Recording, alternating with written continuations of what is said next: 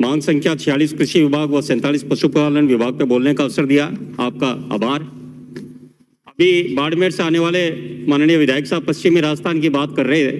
उसी पश्चिमी राजस्थान के थार के दौरों से हम आते हैं। लोणकंसर क्षेत्र जहां हमारे पूर्वज किन विषम परिस्थितियों में रहे और पशुपालन ही हमारा मुख्य व्यवसाय था। ऊँटों के टोले होते थे, गाय होती थी और हमारे यहाँ कहावत प्रसिद्ध है कि पीने को पानी तो मिले या न मिले, पर ऊँटों को डालने के लिए घी जरूर मिलता था। उस क्षेत्र से हम आते।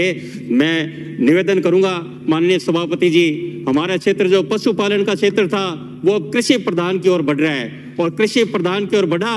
माननीय बाड़मेर साहब से आने वाले विधायक जी, आप भी इस बात को मानेंगे कि हमारा क्षेत्र, आपका क्षेत्र राजस्थान आगे बढ़ा, वो देन है स्वर्गीय भैरव सिंह जी शेखावत साहब की, जिन्होंने 1990 में गांव में ट्यूबवेल खोलने के लिए प्रोत्साहन दिया, जिससे गांव-गांव में ट्यूबवेल खुदने लगे पश्चिमी राजस्थान में। डूंगरगढ़ से आने वाले विधायक मेरे सामने बैठे हैं, इनके यहाँ भी क्षेत्र में क्रांति उसी समय आई। ये क्रांति आई भैरव सिंह जी शेखावत की योजना के कारण, और उसको आगे लेके गए जब अटल बिहारी वाजपेयी जी देश के प्रधानमंत्री बने।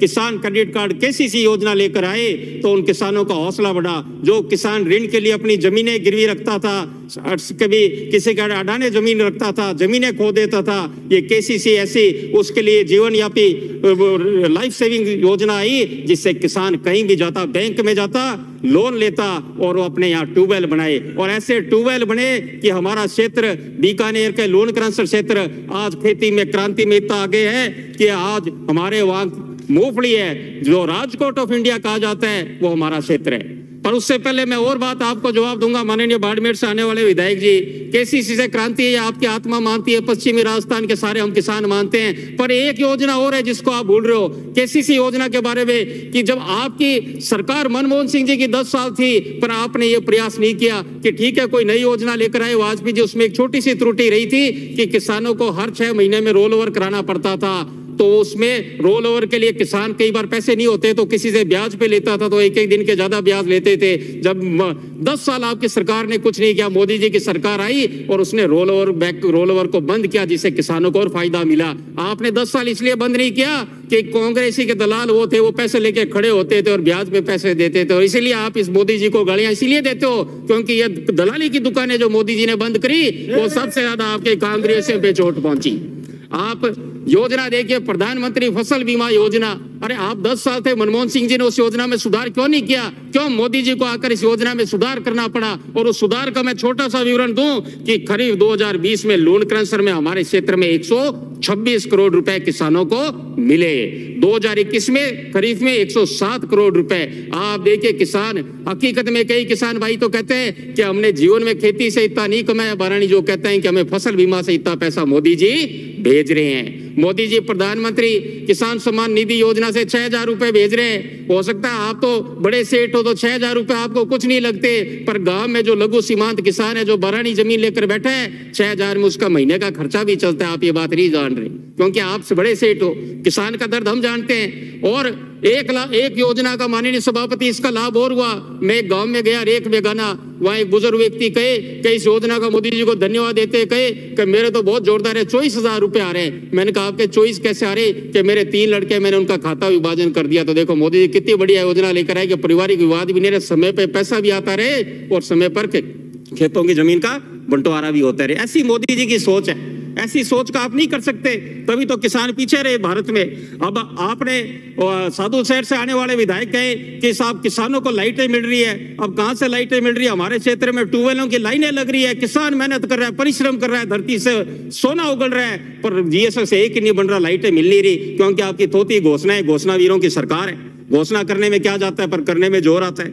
जैसे मैंने निवेदन किया कि हमारा क्षेत्र मूंगफली में, सरसों, गेहूं, कोई ऐसी फसल नहीं जहां लोणकंसर क्षेत्र के किसान उत्पादन में नई कीर्तिमान स्थापित नहीं कर रहे।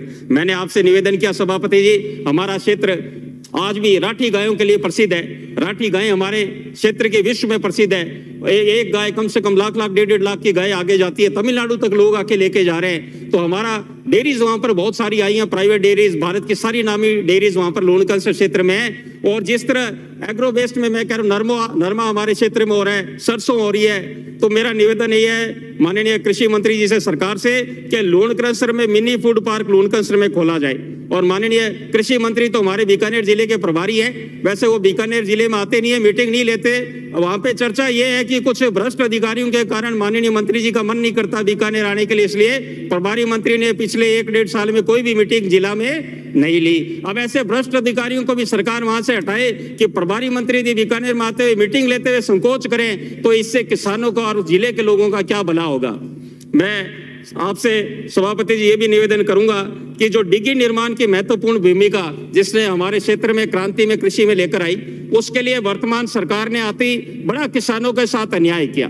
इसमें प्रायोरिटी वाइज नंबर था पहले, आप हर चीज में सरकार प्रायोरिटी करती है कि आप चाहे बिजली का कनेक्शन लो तो उसमें प्रायोरिटी। इसमें सरकार की, राजस्थान सरकार की ऐसी क्या मजबूरी रही कि इन्होंने इसमें लॉटरी सिस्टम निकाला। एक किसान बेचारा 4 साल 5 साल पहले उसने लगाया हुआ, उसका नंबर नहीं आ रहा, एक किसान कल लगा रहा है, उसका लगा रहा है। तो मेरा सरकार से निवेदन है कि इसमें प्रायोरिटी वाइज की जगह आप प्रायोरिटी वाइज रखो, लॉटरी सिस्टम हटाया जाए। और जो महंगाई आ रही है उसमें आपने 3 लाख की राशि बढ़ाई नहीं। आप घोषणा, मुख्यमंत्री जी कहते हैं मैं किसान बजट लेके आ रहा हूं किसानों के लिए, पर माननीय मुख्यमंत्री जी सिर्फ आप कागजों में बात करते हो, जमीन पे जो असली किसान को फायदा मिल रहा है उसमें तो आपने कोई उसमें क्रियान्वयन नहीं किया। आप इसमें डिग्गी निर्माण के लिए हमारे बीकानेर में अभी कम से कम 6,500 फाइलें लगाई हुई है और टारगेट आपने सिर्फ दिया 1110।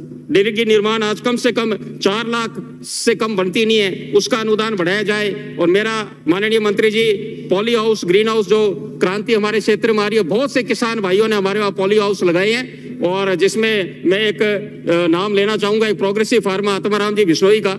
इतना शानदार उनका खीरा का प्रोडक्शन है कि बाहर जाता है माल उनका सारा, और ऐसे उनको देखकर अनेक किसानों ने ग्रीन हाउस, वहां पर पॉली हाउस लगाए हैं। पर इसमें पॉली हाउस का हमारे लोन कैंसर में टारगेट बढ़ाया जाए। और दूसरा, एक हाई वैल्यू कल्टीवेशन में जो 2.5 लाख की सब्सिडी सरकार देती है किसान को बीज के लिए, लेबर के लिए, पर बड़ी विडंबना है इस सरकार की कि ये सारा हाई वैल्यू कल्टीवेशन जो 2.5 लाख की राशि दी जा रही है वो सिर्फ जयपुर के आसपास के किसानों को ही दी जा रही है, वहां ग्रामीण पश्चिमी राजस्थान में नहीं दी जा रही। बाड़मेर से आने वाले विधायक आप भी इस बात को उठाते तो मुझे अच्छा लगता, बात रखते। सोलर में बीकानेर में 10,500 फाइल पेंडिंग है, पिछले 4 साल से 5 HP के कोई कनेक्शन नहीं दिए जा रहे। अब ये सरकार कहेगी केंद्र की, अरे साहब आप किसान हितैषी हो, आप अपने आप पे गर्व करते हो कि हम किसान बजट लेकर आए, पर लाइनें पड़ी, आपने किसान को दिया क्या? ना डिग्गी में आपने योजना बढ़ाई, ना सोलर में दी, ना पॉली हाउस में कुछ दिया। ड्रिप सिस्टम बूंद बूंद। मैं माननीय सभापति जी खुद किसान हूँ, खुद खेती करता हूँ। अभी कई किसान भाइयों के देखते हैं तो कई हमारे वहां नवाचार साथी कर रहे हैं, वहां पढ़े लिखे युवा साथी ड्रिप सिस्टम से नरमा बीज रहे हैं, ड्रिप सिस्टम से सरसों कर रहे हैं, और बहुत शानदार उत्पादन यील्ड उसकी पर हेक्टर में, बीघा में बढ़ रही है।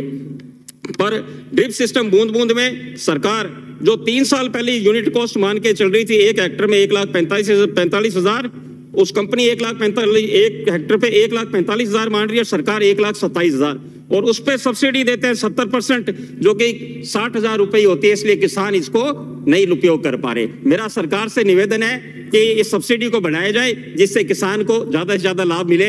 एक निवेदन मेरा माननीय सभापति जी जल हौद को लेकर है, जो ट्यूबवेल पर जिस तरह डिग्गी नहरी क्षेत्र में होती है, जल हौद जो ट्यूबवेल पर बनते हैं 45 × 45 10 फीट गहरे, उसमें 2 लाख की लागत है, उसमें सब्सिडी अभी आपने सरकार ने बढ़ाई है, पर आपने बढ़ाई पर दुख इस बात का बीकानेर जिले में पिछले 4 साल में एक भी जल हौद का आपने टारगेट नहीं दिया है। तो हम उस बजट को पढ़कर खुश जरूर हो जाते हैं, पर जब जमीन पे किसान को कुछ नहीं मिलता तब वो कहता है कि मोदी वाजपेयी ने काम किया। और मैं बीजों की गुणवत्ता ऐसी है, मैं खुद बीज किसान के खेती मूंगफली बीजी, सरसों बीजी, तो विडंबना ये है कि हमारे इतने बड़े मंत्रालय हैं पर बीज प्राइवेट कंपनी के लाने पड़ते हैं। मूंगफली का बीज गुजरात से बीज आता है, जो यहाँ पे मूंगफली उत्पादन होती है बीज आता है गुजरात से। अभी हमारे नौका से आने वाले विधायक जी ने जिस कंपनी का सरसों का नाम लिया, उस बीज का उसका हम खुद वो 700 रुपए, 700 नहीं 900 रुपए में बीज में लेके आया। तो हमारे विभाग कर क्या रहे, कहीं भी हमारा प्रचार नहीं, कहीं भी हमारे बात नहीं। आप बात खाद उपलब्धता के चलो DAP यूरिया सब बता दिया कि काला बाजारी वो एक अलग विषय है। मैं माननीय सभापति जी आपके माध्यम से 2-3 निवेदन करूंगा। एक कार्यालय सहायक निदेशक कृषि विस्तार कार्यालय लोन कैंसर में खोला जाए, महाजन में कृषि मंडी खोली जाए, और किसानों को कृषि सिंचाई हेतु जो फव्वारा पाइपलाइन व ड्रिप है वो प्रत्येक 5 वर्ष में पूर्ण खरीद, 5 वर्ष में वापिस खरीदने हेतु अनुदान दिया जाए। जैविक खेती के प्रोत्साहन की बात सरकार करती है। माननीय सभापति जी, मैंने खुद ने अपने खेत में जैविक खेती करके देखा, नतीजा कुछ नहीं, विभाग से कोई मदद नहीं। इनके तो अधिकारी कुछ जानते ही नहीं। हालत ये हुई कि मुझे वापिस उसमें डीएपी यूरिया डालना ही पड़ा। मतलब इनके सारे अधिकारियों से पूछ पूछ के फसलें जल गई। सिर्फ वैज्ञानिक है, साइंटिस्ट हैं, कृषि यूनिवर्सिटी हमारे बीकानेर में, पर कहीं कोई लाभ नहीं। उसके आगे से लूणकर सर हम रोज जाते हैं, पर उस यूनिवर्सिटी का लाभ क्या मिला वो आज तक हमें समझ में नहीं आया। खजूर के पेड़ सिर्फ यूनिवर्सिटी में खड़े, पर क्षेत्र में कहीं हमें खजूर के पेड़ देखने को नहीं मिलते। माननीय सभापति जी, अंतिम बात कहते अपनी बात को समाप्त करते हुए कि लंपी में सरकार ने बड़े बड़े वादे किए, पर कड़वी हकीकत यह है, जिस क्षेत्र से मैं आता हूं उसके कई गांव ऐसे हैं जहां हजार हजार गाय एक गांव में खत्म हुई है। मेरे सामने कई गांव में 10-10, 15 गाय एक दिन में तड़पती देखी है। ये आंकड़ा पूरा असत्य आंकड़ा राजस्थान सरकार ने दिया, और आंकड़ा तो असत्य दिया ही, अब गांव में लड़ाई करा रहे हैं। वो आंकड़ा जो कर्मचारी भेज रहे हैं वो सिर्फ कांग्रेस के जो नेता उनके कहने पर, जिसके किसानों के वो कह रहे हैं गाय उनकी बता रहे हैं, बाकी दूसरों की बता नहीं रहे गायों की मृत्यु।